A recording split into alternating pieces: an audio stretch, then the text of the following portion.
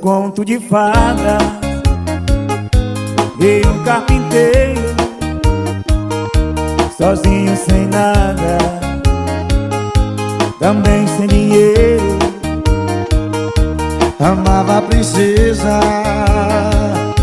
mais linda da terra, mas tinha certeza que nada era pra ela.